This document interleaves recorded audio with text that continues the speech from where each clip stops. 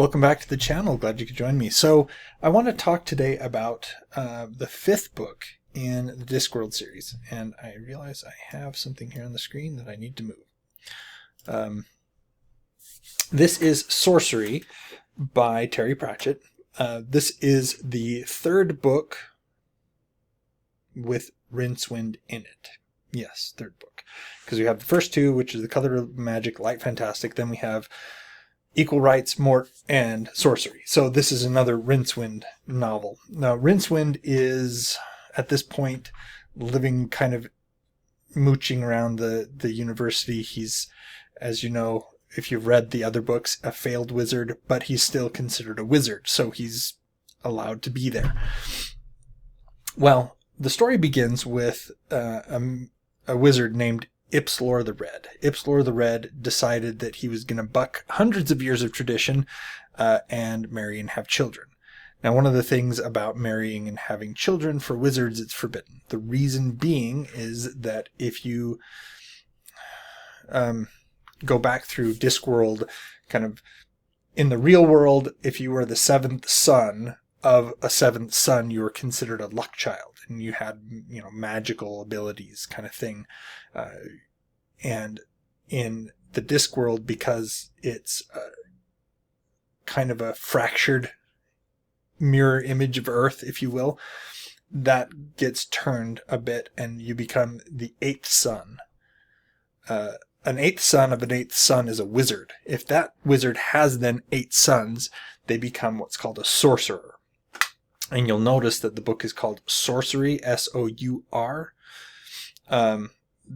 That being said, the reason it's called that is because a sorcerer in Discworld mythology, they don't use magic, they are magic. They exude it themselves.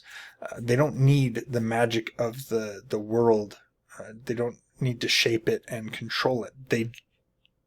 They create their own magic. And so because he is this fountain of magic, he is unstoppable. Now, there were sorcerers in the past, and that's why the wizards, there's a prescription against them marrying and having children, because of the threat of having sorcerers. Because they're so powerful, they can threaten the very existence of the disc itself. And Ipslor the Red is not happy that he was kicked out and all that stuff, and so he decides that he's going to have his revenge through the form of his son Coin.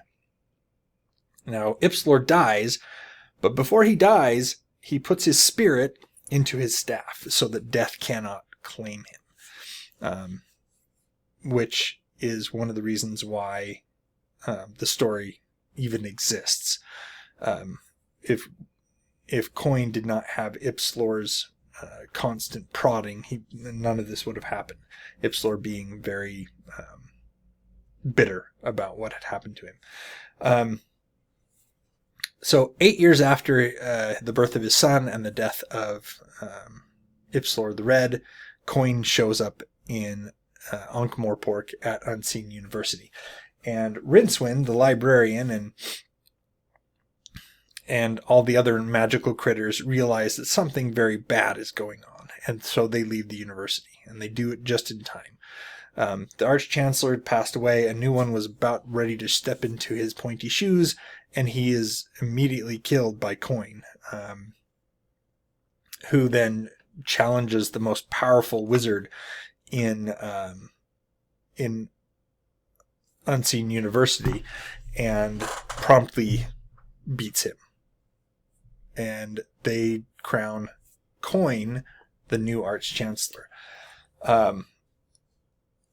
This is where we get introduced to one of Cohen the Barbarian's children, Conina. Conina has the looks of her mother, but basically the unnatural strength of her father.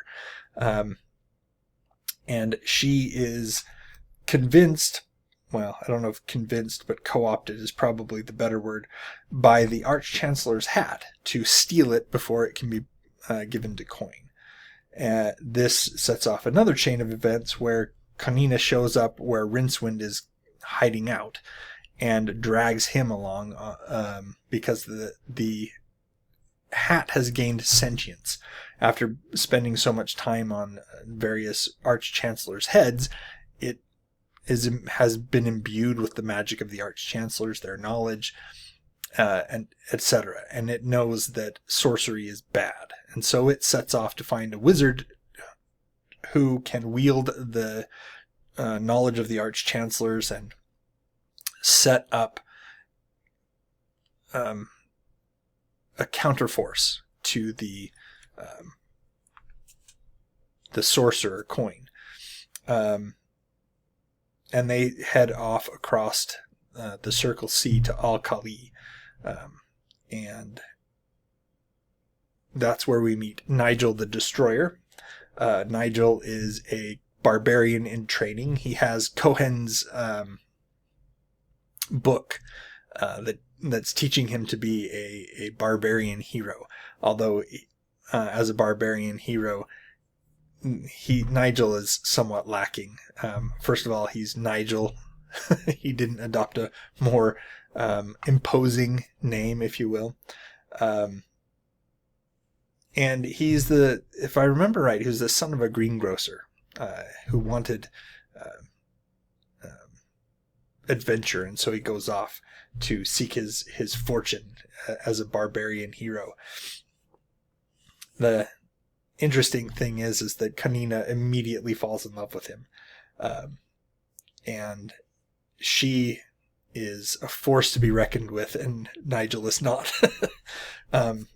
It's a very interesting dichotomy where she is attempting to appear a little bit more ladylike, because that's actually what she would rather do. She has all of her father's strength and vices, light fingers and all, and the ability to throw a punch that would stop a rhino kind of thing. And Nigel can barely hold his sword. Anyway,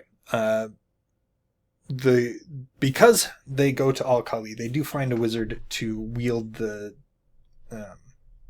Arch-Chancellor's hat, though the Arch-Chancellor's hat more wields the wizard, if you will.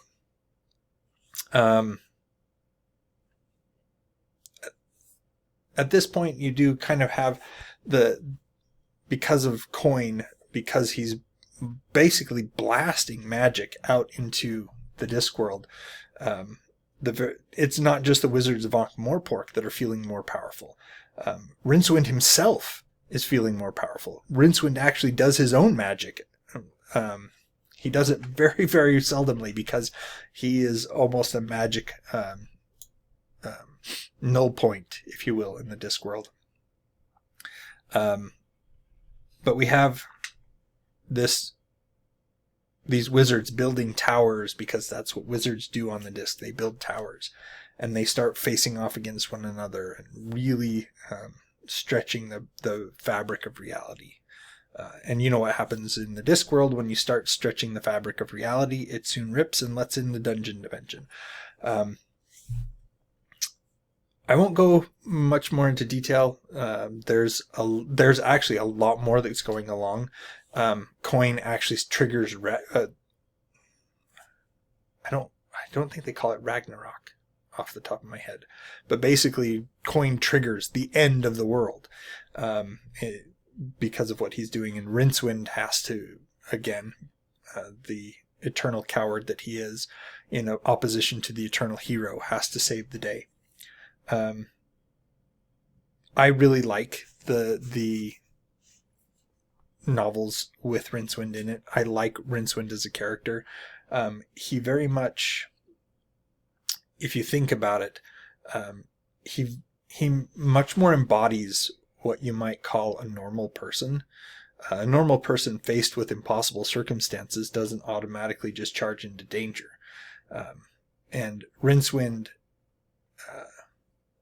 he ends up saving the day, usually, in these situations, but it's in a roundabout, I didn't mean to do it, I was only trying to save myself kind of way.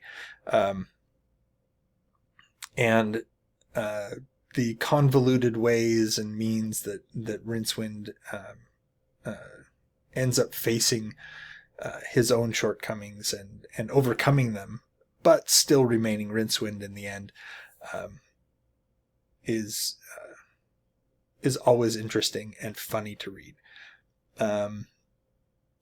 I feel that with Sourcery, Terry Pratchett really was going from strength to strength. I think that for the most part, the Discworld novels improved as Terry Pratchett's skill increased as he wrote them. Go ahead and read it. It's a great read. I really like the Discworld series, and particularly for me, the novels that are the most enjoyable are the ones with Rincewind and the City Guard. I really do enjoy those. Death is always a welcome character in the Discworld novels, so look forward to his presence, as well as he has a few of his own novels that are just about death. That being said, let me know what you thought of Sourcery or any of the other Terry Pratchett books out there. Like, share, subscribe, all that other stuff. And until next time, enjoy what you're reading.